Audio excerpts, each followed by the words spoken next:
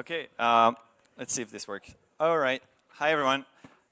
So this is awkward, but I'm gonna hold it like this. So if those of you who are sitting in the back would be willing to get closer, that would be great, because we're counting on a really vivid discussion afterwards, which is a lot easier when people aren't 100 meters away, but that's up to you. So you can move as I talk or not. So I'm gonna just introduce this session really quickly. This all came from Rachael and I kind of talking, Rachael Garrett, who's there. I am Yann, Polain, by the way. Talking about our fieldwork and how we were interpreting stuff and talking about agricultural expansion, deforestation, and dynamics of agricultural expansion, the choices made by farmers, and our observations in Brazil in her case, in Argentina, Bolivia, Paraguay in my case, and realizing that we were framing a lot of stuff in terms of land rents and economic motives, which is a very useful way to explain things, but also completely ignoring certain factors that people are talking about all the time, such as, or we're Italians by descent and that's why we do this, or, you know, those kind of classic sort of explanations based on cultural membership. And we are both aware that there are reasons why we don't emphasize this so much, which range from, you know, a heritage of racist explanations of how people do things to how hard it is to talk about culture. And so, but we were still wanting to have a conversation about this just because we think that this community of people dealing with land use and then systems have been focused on certain types of explanations at the expense of other factors, and we haven't been very good at addressing culture. We've kind of ignored it and pushed it aside because it's complicated. So that's basically why we're here, and we're basically going to throw a bunch of questions at you, so don't expect any answers. That's what our speakers are also asked to do today, is to kind of think about this, answer some, or like think about some questions we give them, and, you know, make us think, and hopefully engage a conversation for us all as a community of people who care about land use. So, you saw an elephant. That's, of course, the elephant in the room. So I'm not saying this is the elephant in the room, but I'm asking if this might be one elephant in the room, culture. So typically our modeling approaches have centered on proxies for land rents, such as, you know, classically distanced to markets and roads and so on, assuming that people are maximizers or profit maximizers. We do know, however, that people make decisions that we would call in that framework suboptimal. They don't always maximize profits. They do other things, such as Rachael has been kind of exploring, continuing cattle ranching in areas that are not really profitable, or setting up cattle ranching in areas that are not very good for that. So why would they do that? And part of that might be reasons of identity, beliefs, values, what we would kind of group as culture. And so we've been treating that as noise, but should we be doing that? Should we continue to treat that as a noise? Kind of parallel to that, deforestation is usually thought to happen close to market, you know, von Thun and all that. The distance to market is a huge factor that's correlated to land rents. But we have examples such as, in my case, I've been more and more interested in what conservative Mennonite communities are doing in South America, and those people are people who actively seek out far away areas that are not accessible from the market. And so why would people do that? It's certainly not because of the profitability of agriculture, it's for other reasons. That's very obvious, yet we don't really account for that. And then another one would be how supply chains are set up. It's not just a matter of economic profits.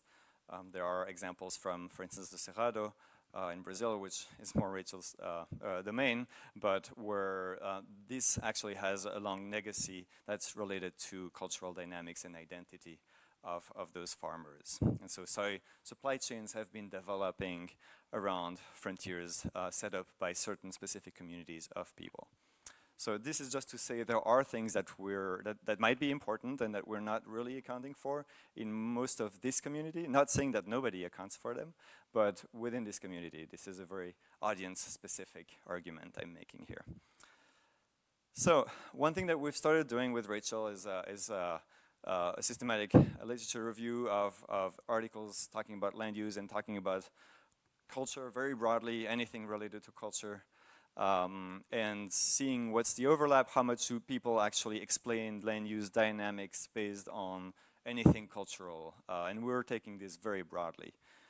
And we're not done yet because we've had other things going on. We were hoping to finish this by now, but we've kind of gotten, with basic search terms on land use and culture, gotten like 2,500 papers and chapters, and we did a first screening which discarded a bunch of papers, mostly because we were looking at papers that claim any sort of causal relationship between any cultural aspect and any land use change. And of course that's somewhat restrictive. Like a lot of paper will talk about culture and land use in some other capacity, but we were looking at specifically, does anybody make claims about a causal relationship? And so that's why we discard so much. And then we are doing, and it's still ongoing, a screening for relevance, whether it's actually, that was from the abstract, and whether the paper actually does that, if they say to do it in the abstract. And so we end up with very few papers. And I'm aware, I really like this this thing that Arun Agrawal posted on Twitter recently, kind of making fun of systematic reviews, saying that, yeah, you get what you look for, right? Like we identified millions of articles, and then 4 of them met our rigorous inclusion criteria. We're trying not to do that, but we are trying to find whether there is anything that looks like a causal identification, qualitative or quantitative, of those mechanisms. So we're not finding a lot for now, but you know, we'll keep you posted. Some of the papers that did identify some causal relationships were those, for instance, that claim that different groups of people that are culturally identified have different patterns of land use. Papers that claim that there is a certain driver that has to do with identity that that causes people to preserve certain types of land use, or certain types of activities that have to do with land, and also that conservation attitudes and conservation actions are influenced by identity and values, which seems pretty obvious. But those are the ones that kind of came up in the very few that made it through our filters. So that's that. So basically, our point here is to say, we've got this paper that comes out in about half the presentations today about middle range theories of land system change. Well, that's, we don't really have that for something that has to do with culture yet. It's not super present in those kinds of frameworks. So how should we engage as a community that looks at land use and land systems with culture? I think that's our question today. Not has anybody ever done something on culture? We have, you know, anthropologists who have done a ton of work on culture, but how do we, people doing mostly, a lot of quantitative and some qualitative work on land use, how do we engage with that element?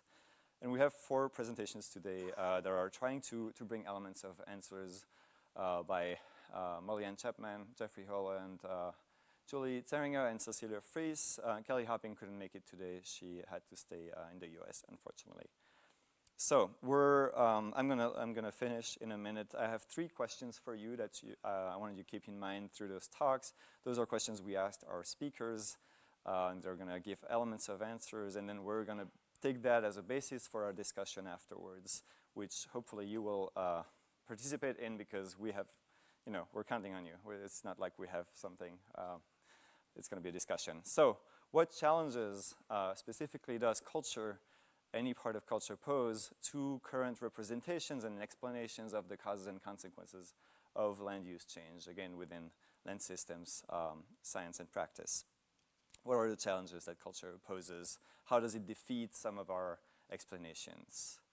How should we approach the role of culture in empirical studies of land use change and in modeling of land use change? We're talking a lot about modeling. We're talking a lot about you know, drivers analysis and stuff. Like where should culture be in that? Should we box it in and like put it as one of the boxes? Should it be something completely different?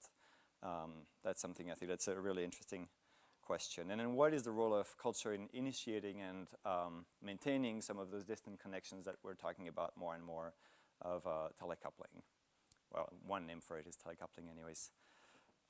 Which we have a book coming out, and there's going to be champagne.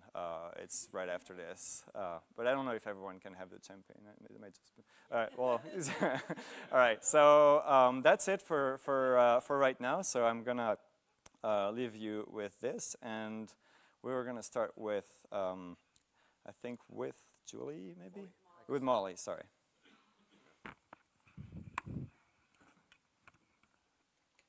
Hello. Great. All right, excellent. Good afternoon, everyone. And so I am maybe half anthropologist and half interdisciplinary, a little bit of everything, human and nature, environmental scientist.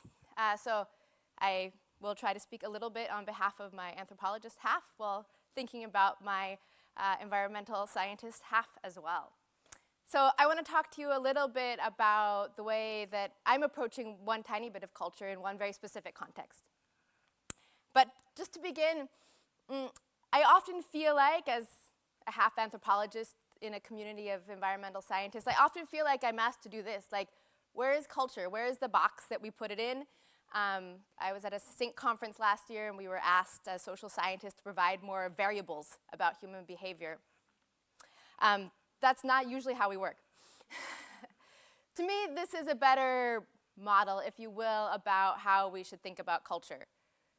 It's everywhere, right? You know this cartoon? Like, there's this big fish, and he swims by these two little fish, and he asks them, "Morning, boys, how's the water?" And then the little fish looks at the other little fish. "What's water?" Right? Because it's everywhere, you don't even notice it, right? So in my work, I study agriculture. I talk with farmers. And so culture is everywhere. I'm just going to use the whole room because it'll be more fun that way. You know, it's in these traditional places like ceremonies and traditions and art and architecture, but it's also in products that we produce. And it's also in the species that we choose to breed or not breed. It's in the practices and the machines. It's the whole thing, right? It's so huge. I mean, it's an entire field of study. So where do we put it? So I'll tell you a little bit about what I do and which pieces of culture I examine. So what I do is I go to different places and I talk to farmers. You might call these semi-structured interviews. But you know, we hang out in the barns or sometimes in the kitchens or in offices, and maybe we drink coffee or tea or whatever beverage of choice, maybe occasionally a beer. And we talk about their farm and their farming and what they care about and what they love and what they're passionate about. And from that, that I do what we call coding, which is where you have your transcript that's all typed up and you go through it in great detail and look for all the different themes.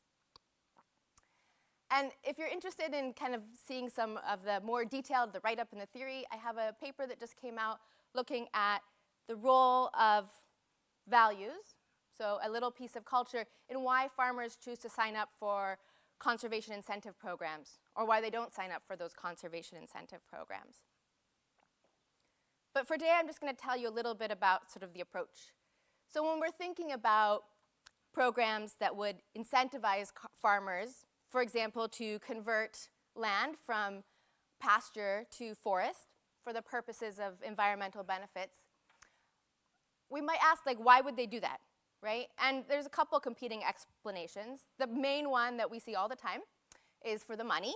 It's an incentive program. We're going to pay you, and this is the economic model, so that's one way of thinking about why people do what they do. And then another sort of competing model that a lot of people think about is the intrinsic motivation. They just love the environment, they love the trees, and they're doing it for that reason. But in my work, I say, well, I don't actually think either of those are very good descriptions of what's going on for most people. And so I focus on the relationships and what we call relational values. So I'll just tell you about a couple from some of my recent work. So relational values are about relationships that a farmer or a community of farmers might have, or another group in another context, to the land, to their community, to their landscape and place. So farmers value often quite dearly the relationship they have to their specific parcel of land, Maybe it's inherited or passed down for many generations, or they've worked for many years to improve their soil fertility, or they raise their family there and they have connections to that place. And also for many farmers, their relationship to the farming community is really important. I'll tell you a story about this one. I work with a farmer in Canada who has a ranch out in Alberta, or in eastern British Columbia and along the Alberta border. And he does a lot of environmental work. He works with NGOs. And he told me, Mollie, you know, when I'm trying to decide, am I pushing it too far with this environmental stuff in my community, I just think, when I go to the beer tent at our annual summer festival, will I be laughed at? And that's how he knows if his community will accept. That was his litmus test. Will my community accept? Will this be culturally acceptable, what I'm pushing forward, right? Because often the way that environmentalists think about how we should use land and how we should relate to it is very different from the way that farmers do. And then another relationship that's really important is the whole landscape, right? So one of the ways that I think about culture is it's written on the landscape. Sometimes it's written in a bit more explicit ways. So I was just in the eastern Swiss Alps doing some research, and there you have very explicit, often registered artifacts. You have particular types of walls, you have terraces, but it can also just be in the basic form, what is planted on that land, how is it managed, what kind of fences, and people that live on those landscapes and work those lands, they look out and they see what's called a legible landscape. They can read it, it's meaningful to them. And we can all do this in the places that we know and are familiar with. So, in conclusion, these are three really important relationships that help us to unpack a little bit one piece of culture, the values that farmers hold, right? To land, to community, and to landscape. And I'll give you just one more example to conclude here. So, in a project I did in Washington State, we were looking at riparian buffers, so strips of vegetation along stream sides, and what makes farmers want to install them or not. And originally, the language that the program used was no touch. You install this buffer along the stream, and you should not touch it. And farmers did not like this language. It really put them off, and it made them very angry. And part of that is because for many agricultural communities, the important thing is putting your hands in the dirt. That's a value that is held, I think, across quite a few different cultures of people that work the land. It's not something you just kind of passively look at. You actively take care of it. And what that looks like varies quite a lot, but the fact that you do is quite important. And so you can see these very different sort of rallying cries. You have sort of a wilderness environmentalist movement of leave no trace, don't touch the landscape, right? Here symbolized by John Muir looking out across probably Yellowstone. And then we have the more agrarian process, the more agrarian values of getting your hands dirty and being involved. So in this, with this group that I worked with in Washington State in the US, actually they eventually changed the way that they talked about the riparian buffers and started saying, actually it's not no touch, you're growing a new crop. And we hope that will be much more effective with the farmers. Thank you.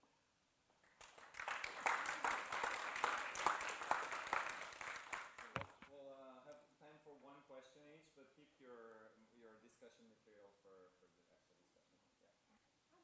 What's the problem with intrinsic motivations? There's nothing wrong with them, but they are not necessarily going to be the ones that are going to motivate, especially a farmer, to do an environmental action, right? So intrinsic motivations are certainly involved, and they're certainly a component, and some of the work I'm doing now is looking at how intrinsic values are possibly part of relational values. But I guess in a lot of agricultural communities, the idea of intrinsic values is a little bit like this no-touch idea. It's something that you are not involved with, that you don't have a relationship with. And for a lot of farmers, it's really, you're working on the land, you know? You're very much entangled with it. And so that, acknowledging that way of relating to the land is very important if you want to have some traction with those communities. Great, thank you. Wait, I'm going to let you do this. Hi, everyone. Can you hear me okay? Okay. Thank you for coming today. It's nice to be here. As a cultural anthropologist, it's been a long sort of circuitous journey as I've begun to think about how can my research, which is largely inductive, ethnographic, qualitative, how can that sort of research be integrated with land system science? It's a process I've been working through on my own, and it's nice to actually be around other people that I'm able to talk to. Because trying to make sense of it all just on my own writing this over the years has been difficult. But I'll talk a little bit about the paper that I published, focusing on how culture can be integrated. But I want to start with just a quick example, kind of related to what Mollie was talking about. I grew up in Texas, and my dad was a financial planner and an accountant, so I think pretty economically rational guy. At some point in his life, when he was able to, he bought a ranch, a small piece of land, not a ranch in the Brazilian Amazon, where I do my research, small. And he put cows on it, and he said, and I was like, this doesn't make any sense, Dad. Why do you do this? And he's like, well, it's always been sort of a dream of mine. And it's something people in the Amazon and much of Brazil say as well. There were certain incentives from the government that he could have gotten. For example, I spent my summers clearing mesquite because they sucked the water table dry. So, but he refused to do that because that was a part of what he felt was to be self-sufficient, was to not seek handouts. I never thought that I would be studying cowboys and cattle, ranching and that sort of thing in the Amazon, but that's kind of what the direction I went into when I learned that cattle raising was a leading driver of Amazonian deforestation. And so over the course of 4 years, I spent about 18 months in the Amazon doing my research. I wrote a book called Rainforest Cowboys, which tries to understand cattle ranching with all that noise, I guess, include sort of the ideals of masculinity, the beauty of pasture, especially as it contrasts with this wild sort of forest that maybe we romanticize, but people, pioneers on the frontier, think of as dirty, threatening, ominous, full of disease. How the perceptions of beef. It was basically a holistic attempt to get holistically at all these cultural factors.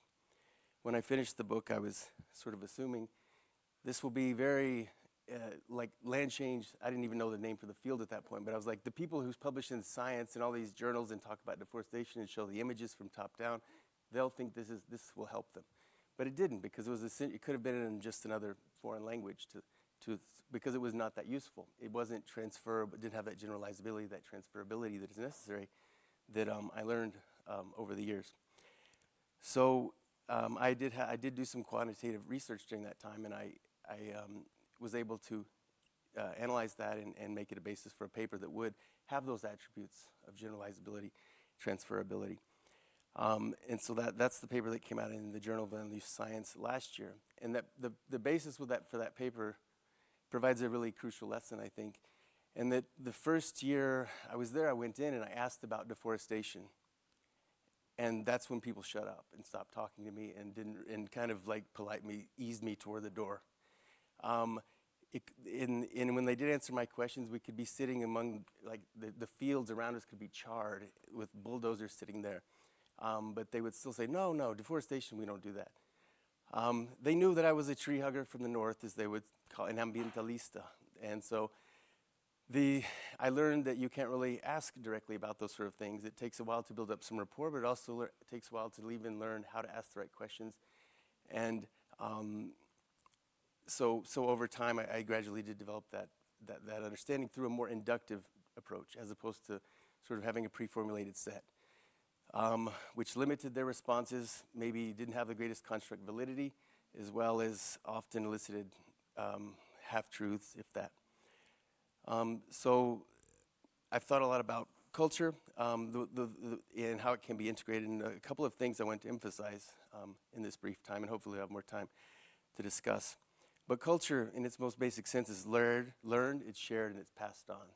So there's a benefit there. Culture is complex, yes, but because it is learned, because it is shared, because it is passed on, that means that it's not unique. This isn't psychology, this isn't individuals, this is groups. Because it is shared, because it's learned, because it's passed on, maybe the fish, for example, doesn't know it implicitly, but there are ways to get at those attributes. But it takes a little bit of time. So it's a matter of balancing out, do I have some time to invest in discovering those, or can I build on what's already been done? And how can this complex reality then be transformed into a method, into a question that is a proxy for a part of culture? Because you're not going to get a holistic sort of understanding, because culture, it is the basis for behaviors. It's the way people interpret, experience their external world. So you have to sort of focus on what's most important. I went with values just because that was one that was well established. I think culture also needs to be theorized a little bit more in terms of when I was attempting to publish this paper, and I should mention it took about 4 or 5 years, so it was rough. But a lot of that was learning that language of, maybe I can say that in a nicer way that is less going to make their viewers angry. It was a matter of sort of figuring out that language of how I could engage with this different discipline. But there were questions of, do you sure culture matters? Does it play a role in people's behavior?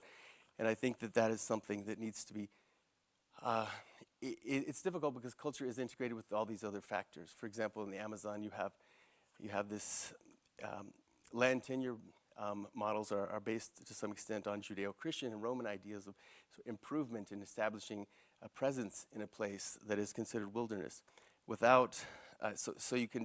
Culture is difficult to disentangle from these other factors.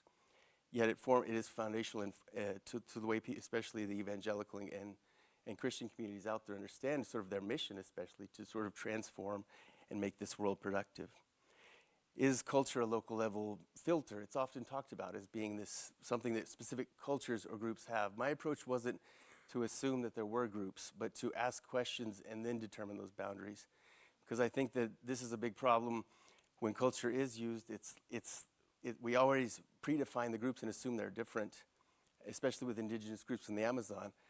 And so that, to some extent, determines or influences the results. But if you're able to find a question that can be asked among a broad range of people, and then you can begin to see how sort of these group labels can obscure more than they reveal. Because it's quite short, I'll skip ahead, but I just want to sort of sum up by saying, that as a cultural anthropologist, I'm here because to talk with you all and try to learn more and see how there can be these sorts of collaborations that I feel are necessary. I may be labeled a traitor to other anthropologists who are sort of emphatic about sort of the nuance and complexity and hybridity and these sorts of things. But as an environmental anthropologist, I consider these environmental concerns to be of paramount importance. And for those of us who work closely with these groups to be involved in the conversation rather than just critiquing them from afar and throwing these sort of pebbles. How can we engage? So talk to me if you have any questions. Feel free to push me or not push me, but sort of question me. And if I ever say anything that's sort of like that's jargony, I don't know what you mean. You're not really getting at the truth. Then tell me, because I want those. I think these sorts of conversations are necessary and very important for us to try to move toward this sort of integration that you're talking about. Thank you.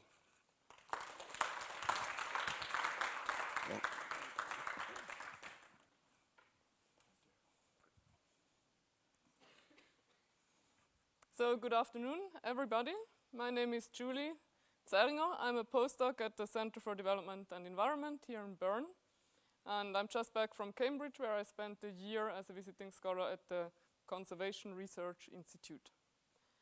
And I'm coordinating a 6-year research project on telecoupled land use changes in Madagascar, Laos, and Myanmar.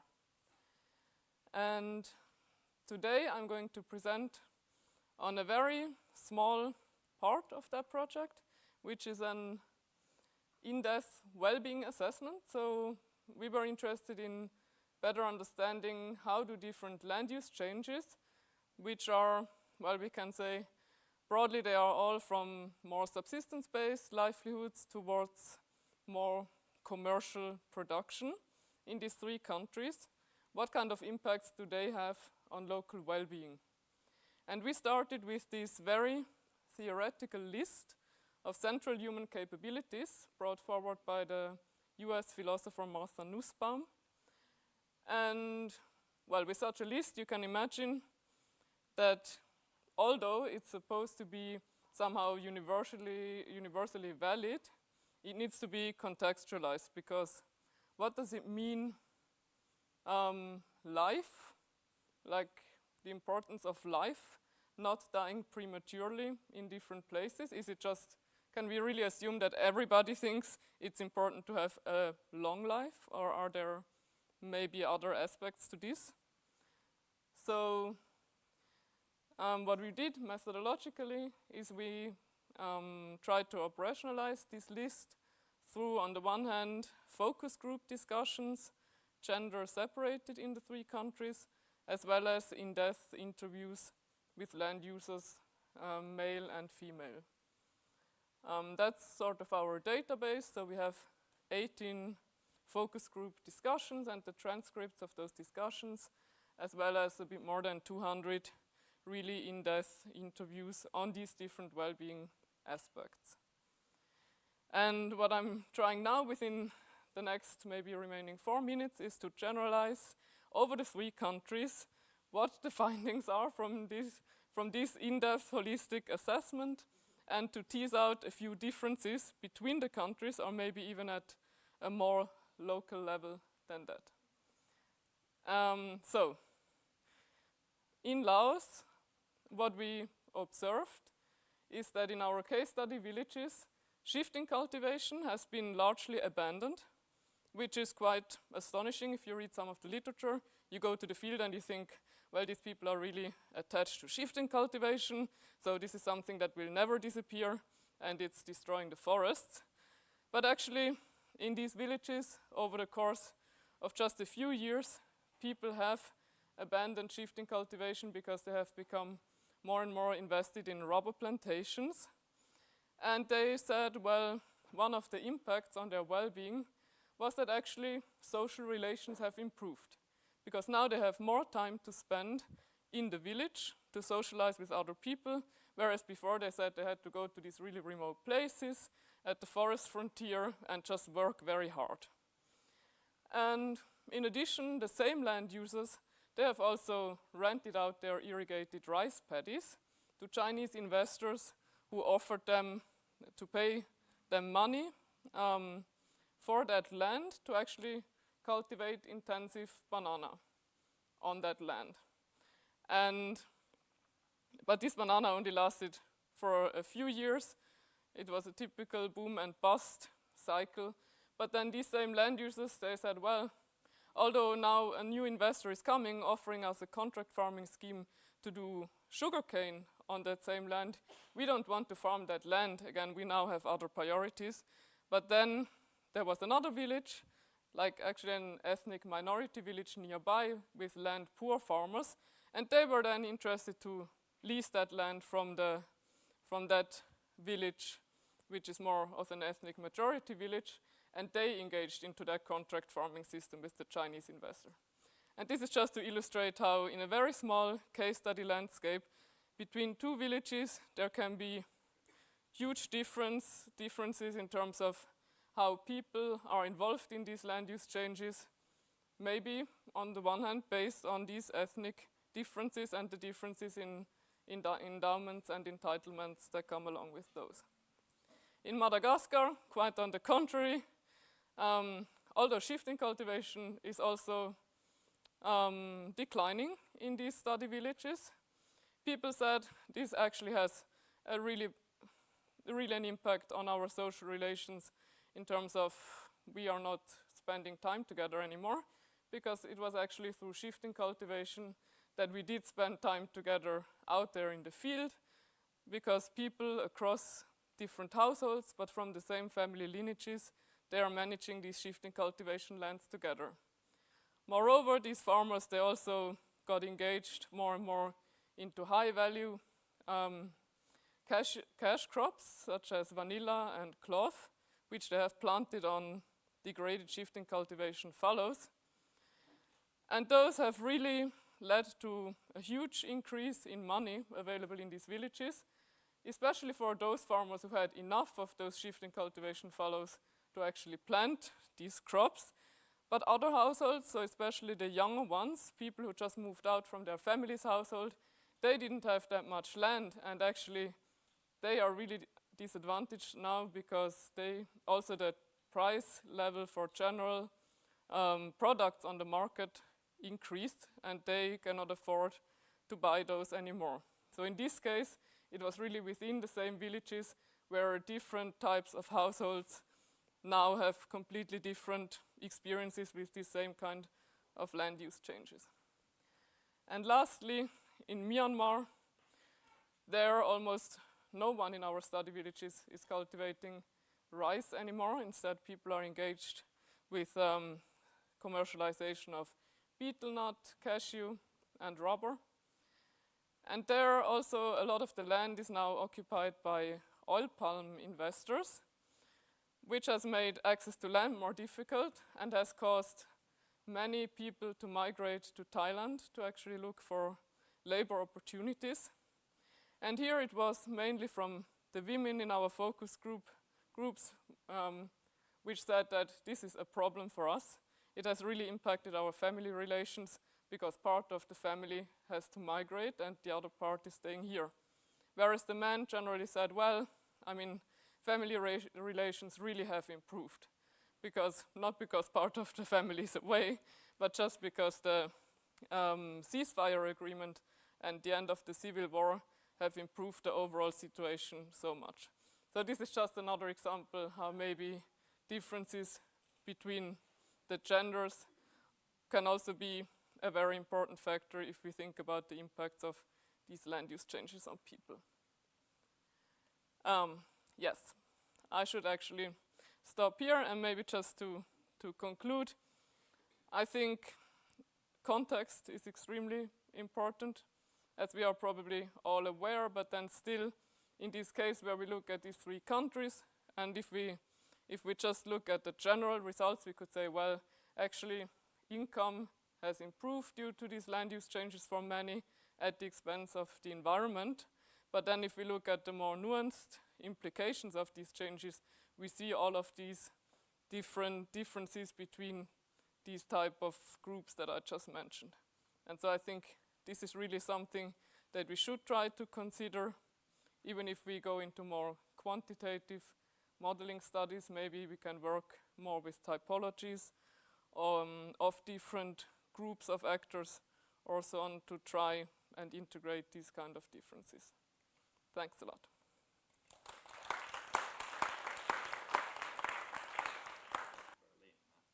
Yeah, and so your last comment is a perfect bridge to the title of my talk, which I've called The Challenges of Unpacking Culture and Explanations of Land Use Change.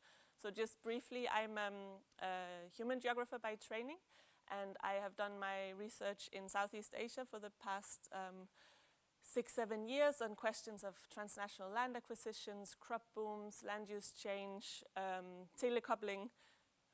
Thanks for the advertisement, Yann. We do have a book launch coming up. I'll just take the challenge there. I can't promise sparkling wine, but I can promise wine. So just a disclaimer, no? So no one turns up and becomes disappointed if there's no bubbles in the wine.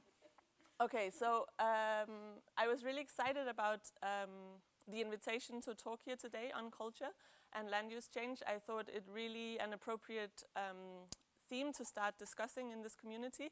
And then I started thinking about it, and then I got a headache. And then I continued having a headache and trying to wrap my head around how to approach this really challenging question, because I've never seen myself as someone who studies neither cultures or where culture feature heavily as a kind of an explanatory variable in my work, but of course it is there. So I work mainly qualitatively in my research and with people, and when you work with people, there is culture. So I thought, okay, I'll approach this presentation by thinking back on my research or thinking through my research and trying to pick out a few examples of where I think this becomes, or this is important in my work. And so the case I'm working on in northern Laos is a case where farmers have rapidly changed traditional rice farming systems, both lowland rice farming systems, but also upland rice farming systems, into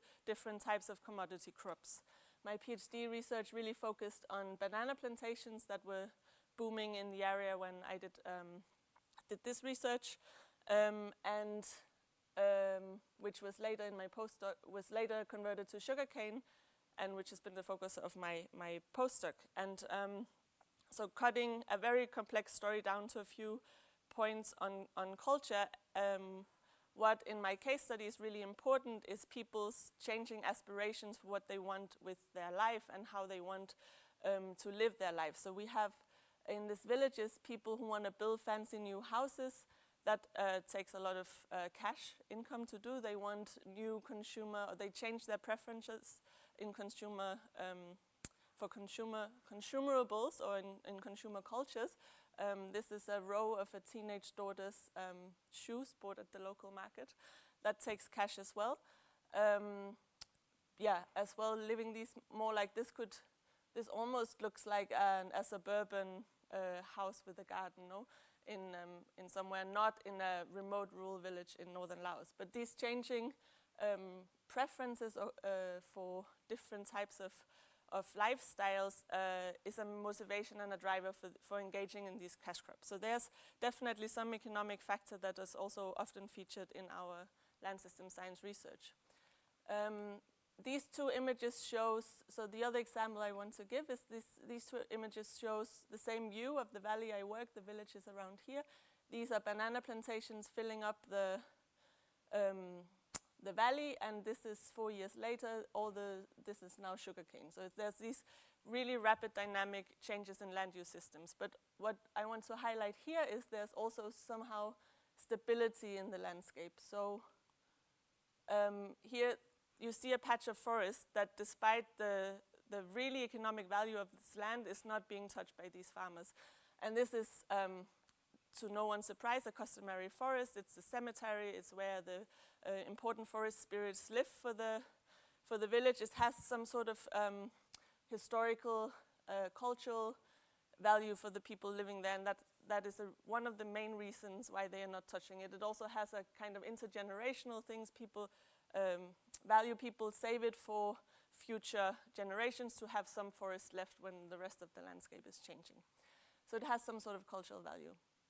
And then in these dynamic landscapes, where you have these investors coming in and promoting these cash crops, something that also is really striking in this case is that this is a borderland region. So this is the region I'm working, this is the village, this is the border to China.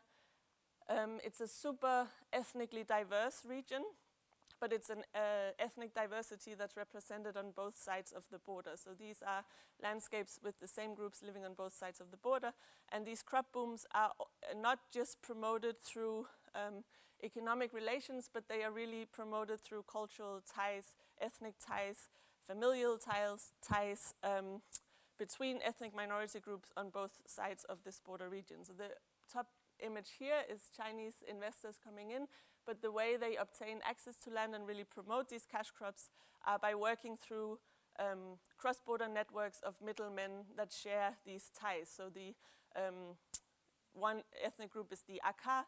For the sugarcane company, for instance, sugarcane was promoted in the Aka villages before the rest of the villages. They became kind of showcases for how this cropping system works, and slowly the rest of the area also got exchanged. So this is a meeting of local authorities in the village I work, and they also become sort of like cultural brokers in the sense of being the point of access to these investors, where they get in, and speaking the same languages, being in this borderland region is also super important. So these small examples from my fieldwork, as well as the rest of the examples that the rest of you guys have highlighted today, and repeating a little bit a point some of the others have said, one of the main challenges for me in dealing with this term culture, or this cultural factor, or cultural dimensions, cultural services, sometimes in ecosystem services analysis, is this it carries this risk of black boxing what is in essence a huge range of aspects of social life that can't really be grouped under one heading. So I think one of the challenges for us is to be much more specific in what it is we are talking about. Are we talking about tradition? Are we talking about preferences, customs, identity relations? Are we talking about visions? Also thinking back on the keynote in this morning, which kind of visions for these landscapes are we talking about? And the second point I want to highlight that I really find challenging, and that Jeffrey was highlighting as well, is that and Mollie too, that culture is something that's relational and dynamic. It's not stable, it's changing with relations. So how do we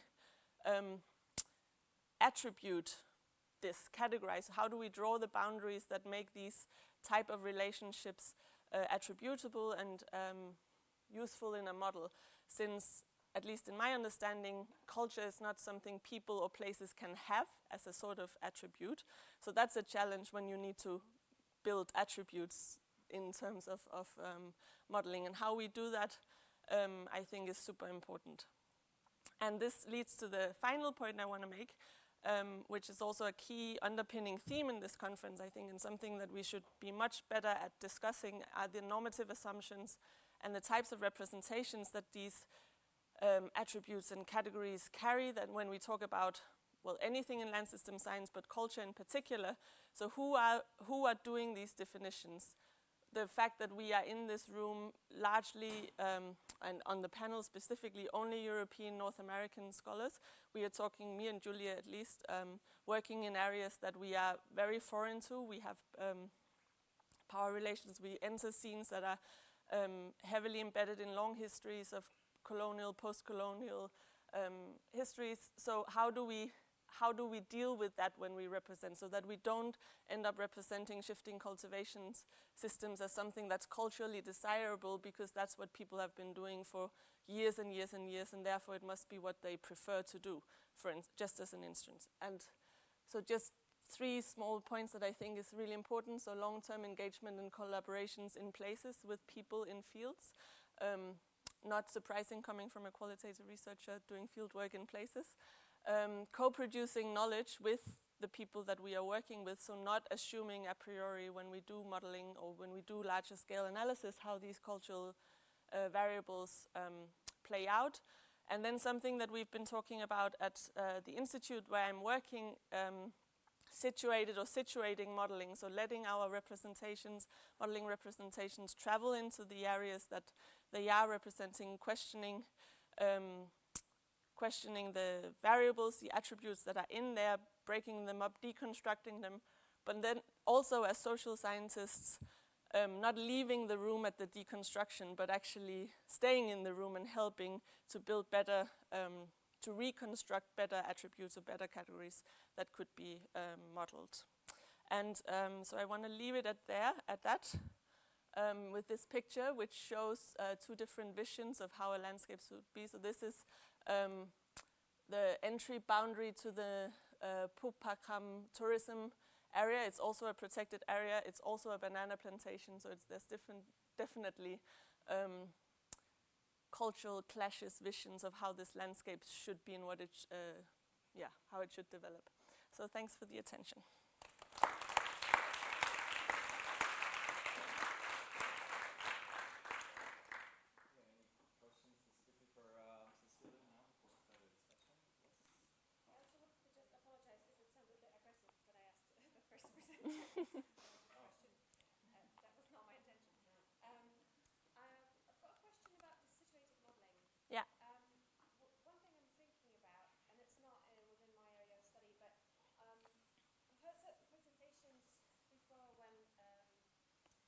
Assertion that people might want to present different facets of their identity depending on, who you're talking with. Like you've got multiple social identities. And I wonder if there might be a risk if we're doing this situated modelling, let's call it, that people may want to promote a certain framing of themselves, which might be incomplete.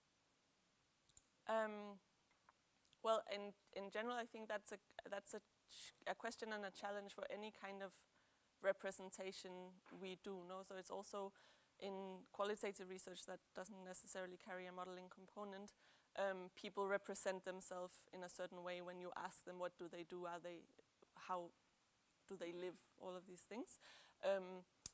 I don't think the issue is the idea with situated modeling is not closing down, but to keep kind of an open process of building representations, then subjecting them to critique, then trying to build a new one, then subjecting it to critique. And I don't think we can ever come across or get rid of uncertainties around how people represent themselves. As just thinking personally, I don't know how to. I wouldn't often know how to answer the questions I ask people in the field, for instance, about who are you and what do you do?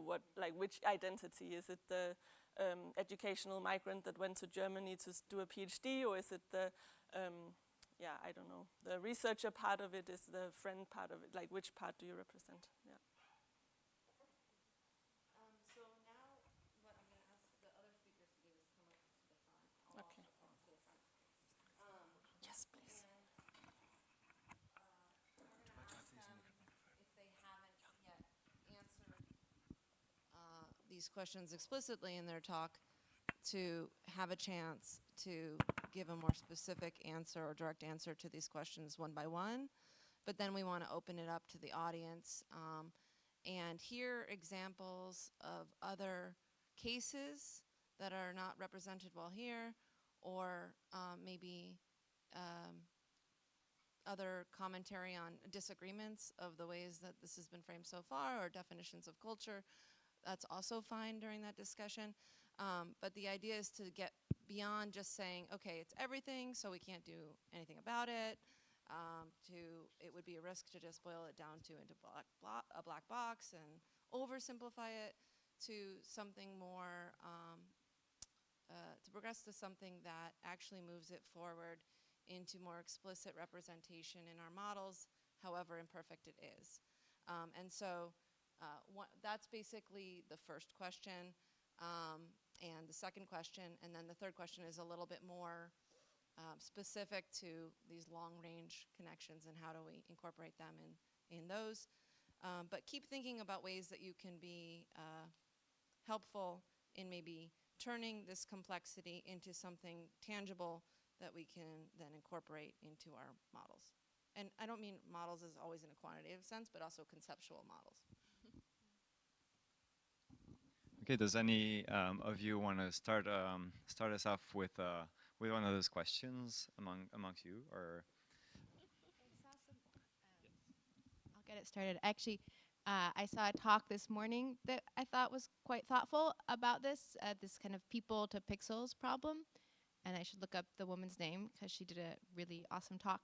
And one of the things she was talking about was, actually there was a couple, looking at the patterns, right? And trying to understand how they are socially produced, the land use patterns, and then also looking at some of sort of social data and thinking about how that is then reflected on the landscape.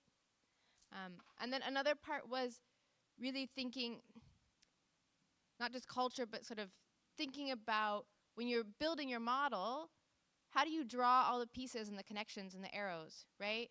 And if you don't understand what's happening on the ground, then you can't draw those arrows, and you can't even draw your model right or create your model at all right. And so I guess for me, culture would not be an additional box to put in the model. Culture is, you could pick out potentially components, and Cecilie had a really nice list there of some of the things you might think about. But it's more, you need to understand the various cultures of a place before you can even understand how you want to conceptualize that and how you should draw your model. I don't know, what do you guys think?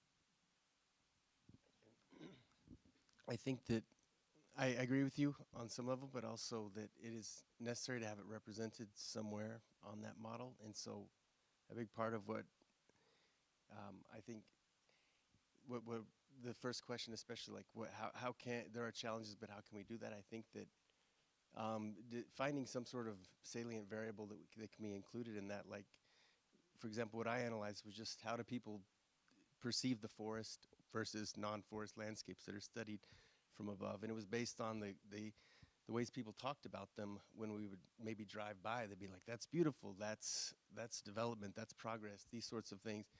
And so I would think that culture does have myriad aspects to it, but basically if someone perceives a landscape positively or negatively, that's going to be indicative of something that would have an influence in behavior and could be something that could be included in that model in a basic way, sort of like dichotomous variable, that would allow. I think that saying it is too complicated. A part of me wants to say it is too complicated, but I think that it not being there is detrimental to that, and even though it is highly reductionist in another way, but it's also necessary to sort of take those first steps toward doing that. Yeah, thanks, Jeff. I'm going to open it up. But before I do, Rachel has something to say. Yeah, so I just want to summarize some takeaways first on this point, and then open it up to see if we missed anything. So, so my takeaway so far is obviously we're all in agreement that we can't just ignore it, right?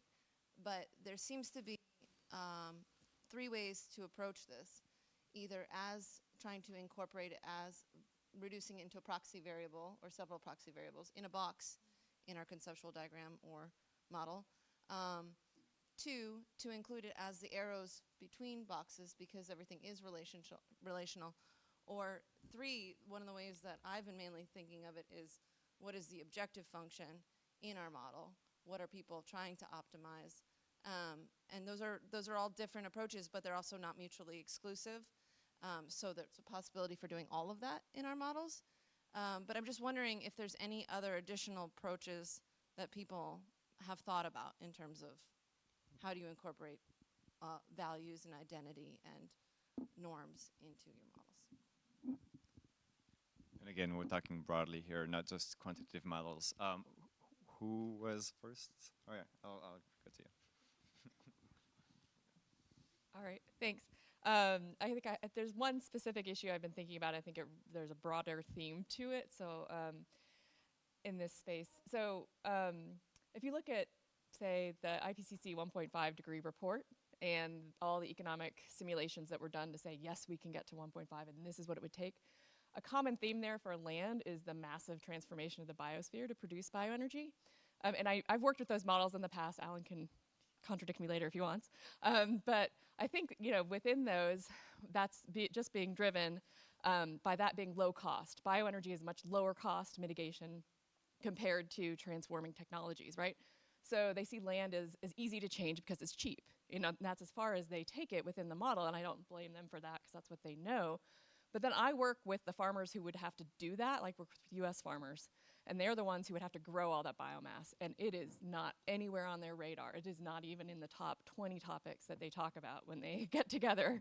And so it's kind of a question in both directions. It's like, one, is there, can social science in some way inform the models of the stickiness? Like there's a stickiness there. It doesn't, don't just change the price and the farmers will automatically adapt, to produce that instead. There is that cultural stickiness. What I see is the risk aversion of our farmers to taking on new things like that. You're going to have to demonstrate to them that it works. There's a lot of work that's been done in conservation practice adoption to say how long it takes a community to take on these practices.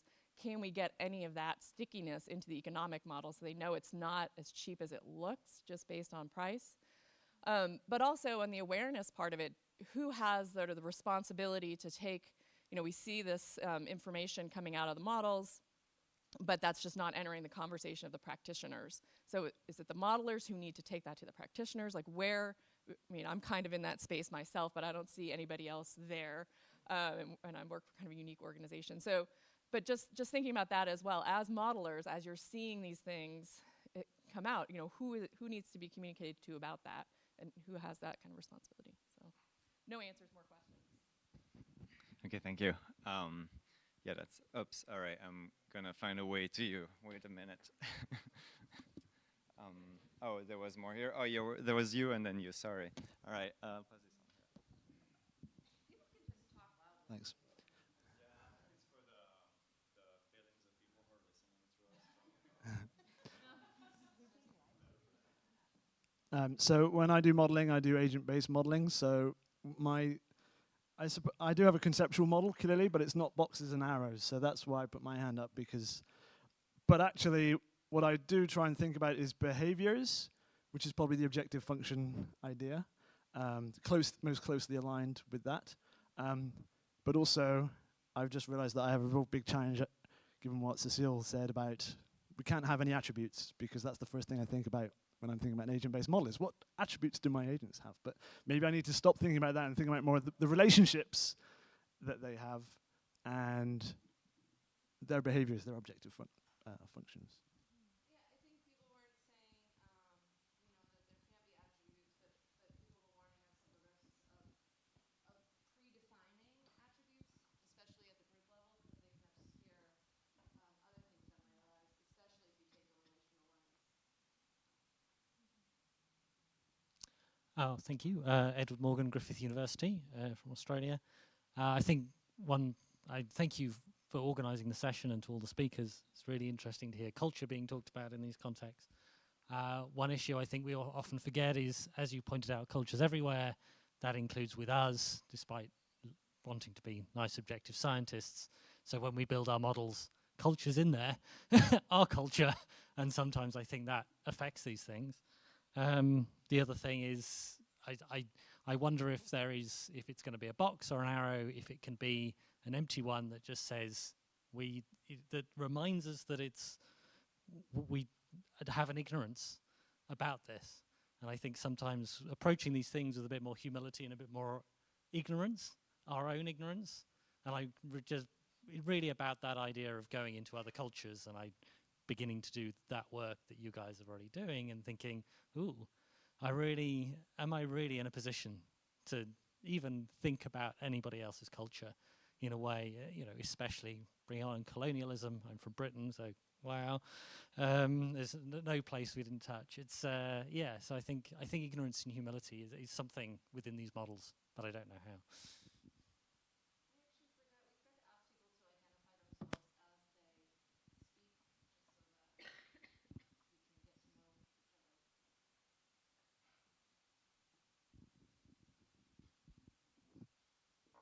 Yeah, thanks again, everyone. And my name is Alan DiVittorio. I work at Berkeley Lab in California.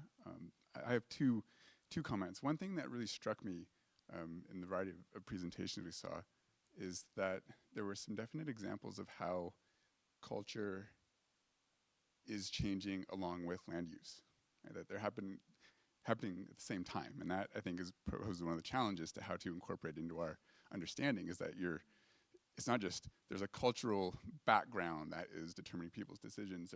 There's a changing culture that is then a part of changing land use. So I thought that was very interesting. I hadn't really thought about that before.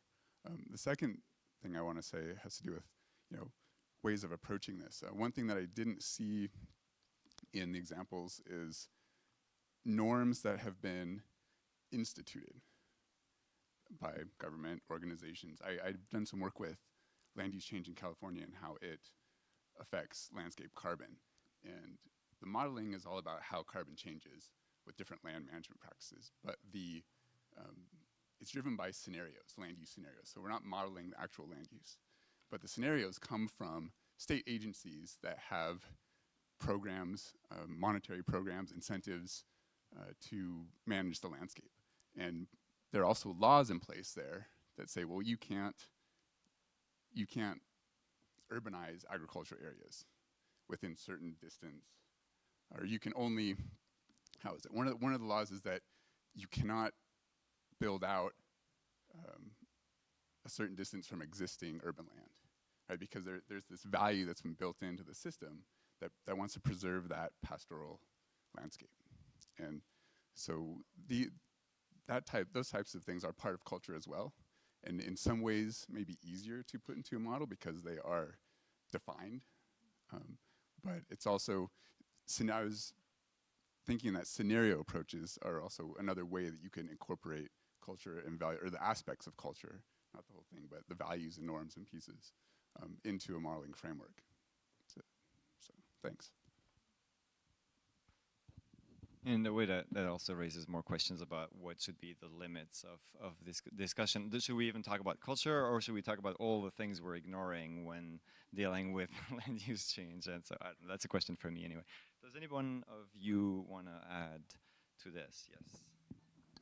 Yes, maybe just to add to your point, I also think for me it's definitely the assumptions that play a huge role in everything we do. And I mean, I also feel sometimes what is the point me going to Madagascar or to Laos to conduct research in these places? I mean, I'm a Swiss person, why am I not going to the mountains? Why is Mollie going to the Swiss mountains to conduct research? And then still I think there is certainly a value, and maybe my colleague from Madagascar, Ziv, will correct me, but I think like in doing this kind of research together, like we in teams with people from the specific place you're working in and people from the outside, this can also really help to like reflect on our assumptions, because we have to do that in these kind of teams. It becomes pretty obvious, like in our discussions in our project, I think that each of us has quite strong assumptions about land use changes, for example. Maybe Madagascar is like the typical example with shifting cultivation. There are a lot of narratives that are very predominant regarding shifting cultivation.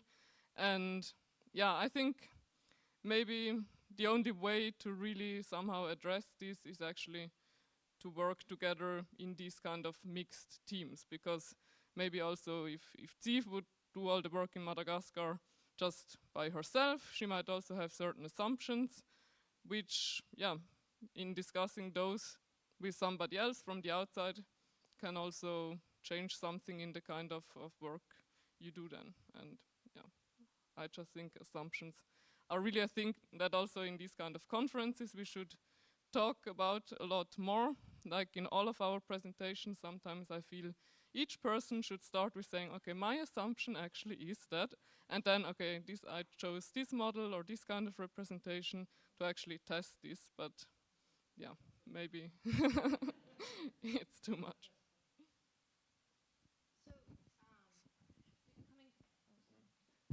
Just coming back to the point about stickiness. Oh, there you are, yeah. I think that stickiness, or the persistence of something and the lack of land use change that we see, is a theme that comes up in a lot of this research. I'm actually curious to hear from the audience other types of cases where culture is not an explanation for why we didn't see the change that we expected to see, using our assumption that people are motivated by monetary incentives, to cases where you actually saw culture driving a land use change that's different from the existing change. So cases that didn't necessarily come up, or maybe they did and it wasn't as obvious to me. So we can start from the panel and see if there was something that I missed, and then maybe other cases from all of your experience where there was an actual change, not a lack of change, that culture explains.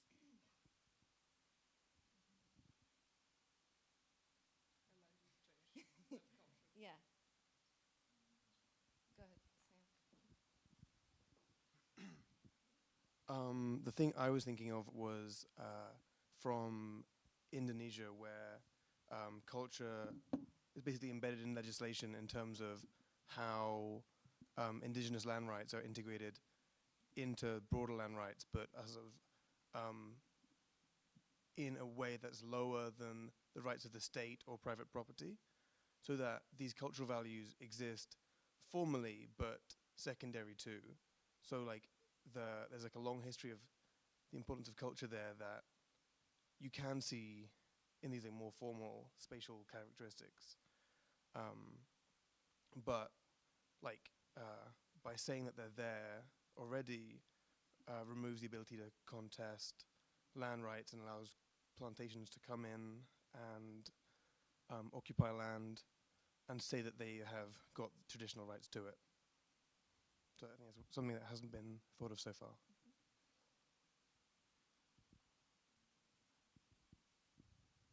Other thoughts? There's a lot of people doing field work here. I'm sure you've observed. Yeah, Victoria? Yeah, sorry. So the question, just to repeat it, was, because I only got to it at the end, really. When does culture explain change in land use rather than the lack of change, which is what a lot of us end up saying is that persistence is explained by. I'm not. Victoria Junquera from ETH in Zurich. We'll go to you after, sorry, because I can't hear you. I'm smiling because I'm not answering the question, but I'm building on, I'm sort of, and it's an unformulated thought, but one thing that, Victoria Junquera from ETH in Zurich. So one thing is the relationship of the persons, the communities, the farmers to the commodity. I'll just talk about commodities because this is what I'm familiar with. One thing that has struck me is in northern Laos, people see rubber, so the commodity becomes, there are some human attributes that are associated with the commodity. Rubber becomes like a bank, something that will allow your children to go to school, something that will ensure that you will not be poor anymore as long as you have one hectare of rubber or more. And Craig Hetherington was an anthropologist, was writing on soy and soy in Latin America, and it struck me that people were talking about soy as the devil. Soy will destroy people that had been negatively affected by soy. So to put things briefly, it's this relationship to the commodity that can either drive things explosively, like rubber will get me out of poverty, and then everyone will rush out to plant rubber. Or if it's perceived negatively, which goes into also what you were talking about before, but you were talking about perception of the landscape. But it's a bit similar. Also, I remember people in Laos saying, "Oh, landscapes planted with rubber are uniform and beautiful." So it was going also a bit in that direction. So this perception of the commodity itself, or of the landscape covered by the commodity, which can trigger things or stop them.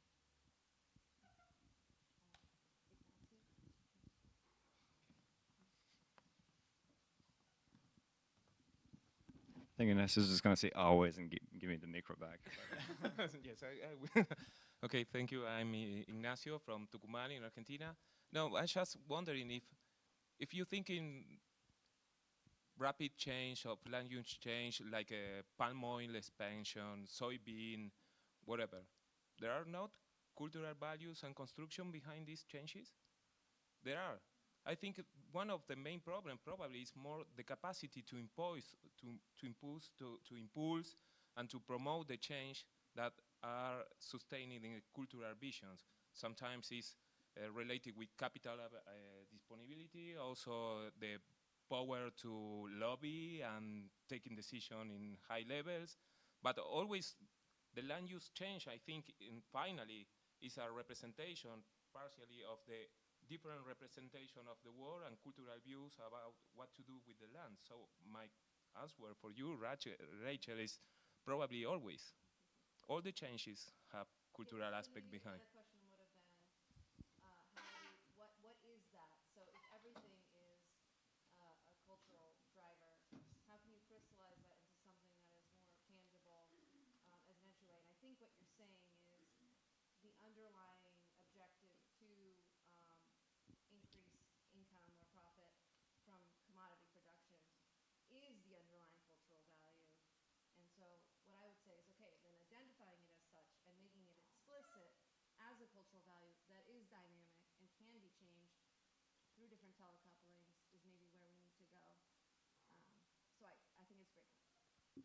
Yeah, I think that's a great point. And as we've seen in this part of the Amazon where we work, the whole arc of deforestation is largely driven by people who came from outside of the Amazon. Yet they are always studied as migrants who are completely economically rational. They butt up against people who are completely cultural, usually, in terms of how they're framed, in terms of indigenous groups who have a sort of forest guardian ethic. So there's a really different sort of treatment in terms of how these two groups are studied in the frontier. But that frontier can be explained by the policies and and economic components that are often noted as drivers. But you know, as you were saying, and others, these are inextricable from the Judeo-Christian notion of land and productivity. And people don't know that many of the more smallholder migrants have no idea if they are going to make it out there, but they are going for that dream of a piece of land and the hope of a better life, which is economic, certainly. But the first thing they do is clear it all. And part of that, one quick way to see the difference is just ask about sort of knowledge of the landscape. Do they classify everything as a weed or a forest, or do they actually know individual species? So culture has that component as well. And you can really quickly get a sense of, for example, how if a person knows what these different collection of organisms are, they're going to at least think twice about cutting them down.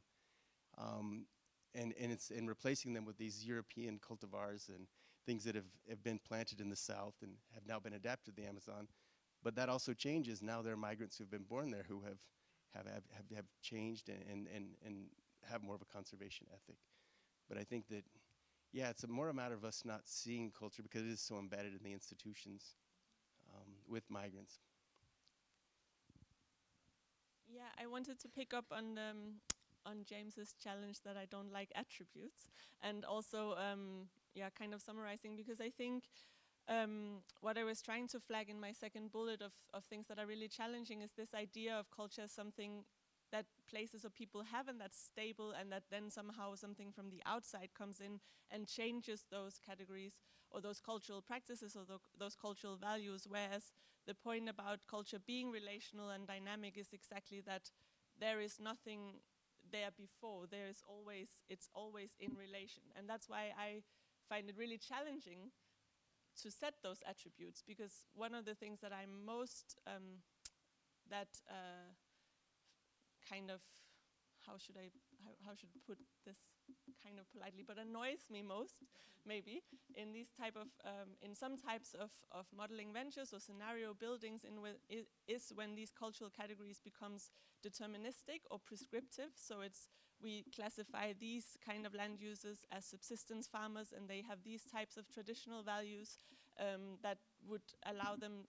So when we build our scenarios, we build a scenario where they get to keep those values and they get to keep those lifestyles and those cultural norms, whereas as our examples here show that there's no such thing as that stability, and I don't know how to deal, so I'm not the one challenged with that attribution question in my daily work, but for me that seems to be the main challenge of incorporating this into more quantitative modeling practices in land system science, how to do that in a way that kind of does not assume stability in cultural relations. And I still don't know how to do it, but we can talk about that. And yet, I think an ecologist would probably say something similar about how we represent land cover and ecosystems, and you know, how we're like super oversimplifying everything. And so there's a question there too about how we deal with complexity. Yeah, so maybe the question is then rather to be, as Julie said, rather to be very open about why a certain exercise is done, for what purpose and with what assumptions and with what aim, so that it doesn't become, yeah. I mean, we can't do it often in conferences because we have 15 minutes. We also often can't do it in journal articles because they are 6,000, 8,000 words, and all those things gets cut out. And then it gets discussed in methods journals or something like this, but not in the science part. But yeah, and I totally recognize the point you're saying, and I think it can even go even further, because I've read studies about how farmers can hold different perspectives on their own position, their own behavior, for different aspects of their own land that they manage. You know, this field is, this is my field where I express myself as a conservationist. This is my field where I express myself as a producer. You know, and they can kind of think about how they're, even within the land that they manage, they can express and hold different notions of how they use that land, even with it. So yes, and that can change, you know, depending not only on themselves as they themselves understand the world differently, but as their land changes, as the land use changes. I still want to avoid sort of this feeling of hopelessness, that it's like too relational and too dynamic. So I mean, one point that seemed particularly useful was going back to the arrows. You know, and when you think of, I think it's fine to think of them as all culture and its many dimensions as all of the possibilities in a conceptual model. But if you take the example of arrows, then it's starting to say, okay, how should we be thinking about the arrows that link the boxes in our conceptual models as potentially being changed or changing the boxes, or changing the relationships between them, or the structural attributes of that model. So I think, I don't know, there are ways that we can think about paying respect to the relational aspect of it without, you know, just throwing it out. Maybe just one more thing, hopeful thing. Another way you might be able to put some components of culture as feedbacks, right? So thinking about what Cecile was saying, like people just don't have attributes. So something happens in a community and your culture is part of the way that you interpret that, and also colors the way that you react to that, right? And so when you have changes coming from policy, when you have changes coming from land use or environmental changes, people respond to those, and not necessarily always in super predictable ways. So maybe another part of culture is as a level of uncertainty in your models, like a, what's the word? Yeah, you know, that you throw a, an error, or like a wrench, you know, in the gears. Like suddenly, actually everything went a totally different way that maybe you didn't expect. And maybe if you had worked in that community for 7 years, you would have expected that, and maybe not, right? Yes, maybe also some more hope for you. I think maybe one way to deal with that, like the issue that culture is not stable and is changing as we are doing our research, like in a 6-year research project, from year 1 to year 6, you might have a lot of land use changes, but also cultural changes. But I think one way to address this could be, for example, to work with like crowdsourcing platforms or things like that, where you actually have a certain model, but you work closely with these stakeholders, and they can actually update the information that is in that platform over time, like during the course of a project at least. It's challenging to do. I mean, it needs really involvement of these people, and you need to create ownership for these processes, but I still think it's something that can be tried or should be tried.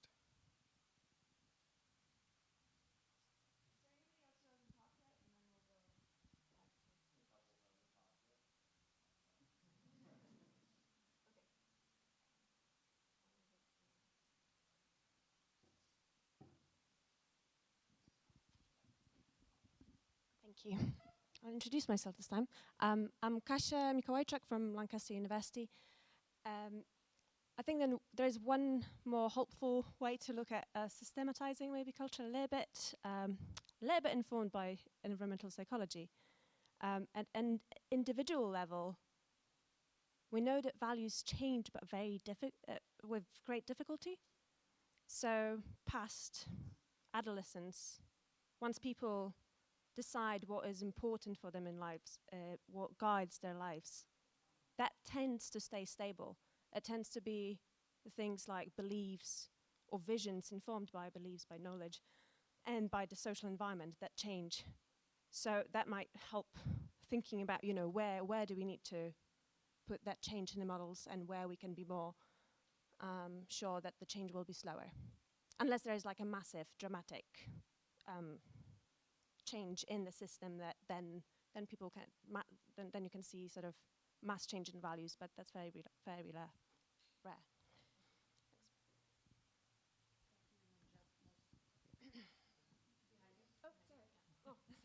I think just to say, I quite like that idea of culture as feedbacks, but also that participatory element. If people have built the models, their culture is probably in it, even if we haven't necessarily identified it as a particular thing. But then I think that speaks to our culture as researchers, and is that we get 3 years to go and build a model of something. Actually, we need to think about the model needs to be continuously built over a much longer period of time, which doesn't suit what we do and the way we do it, which speaks to our culture, which is another challenge. But I think if we were to do it much more participatory and over a longer period, we'd probably do it better. Okay, yeah, just to that point of hope, I think that there is, part of it is just changing the way we think about culture, because as I said, the main attribute of culture is that it is patterned, it's shared, it's passed on, it's transmitted. Maybe it's not immediately apparent to the person you're interviewing, but it sort of does require time to kind of get at it in a meaningful way. And so I think that an important thing, there's that hopeful component, and then with increasing interdisciplinarity, especially here at the GLP, I think that there are these possibilities for working with people who do this more on-the-ground research and seeing to what extent can this book about something be distilled to an element that would be useful for a model or some sort of explanation of causality. And also to, maybe, like you were saying with environmental psych, they're very sort of skilled in tapping into specific attributes and values that maybe cultural anthropologists aren't. So it's not just one discipline that could be doing this, but I think that bringing them all together, it could be really useful. Yeah. Perfect. On that point, so I hope you guys leave here not feeling like it was just a blur of ideas, but that there are some interesting concepts that you hope to explore and possibly integrate into your own work. But we are hoping, and who knows how long this will take, but we're hoping that something in paper form will eventually come out of these discussions. So my question to you is just, if you feel like you want to participate in some amorphous concept of a paper, because you're so passionate about this like we are, just email me, and so I can keep track of it, so that when we return to this in some constructive way, we can include you. And please feel free to come up afterwards and discuss this as well. So thank you all for your time and very respectful discussion.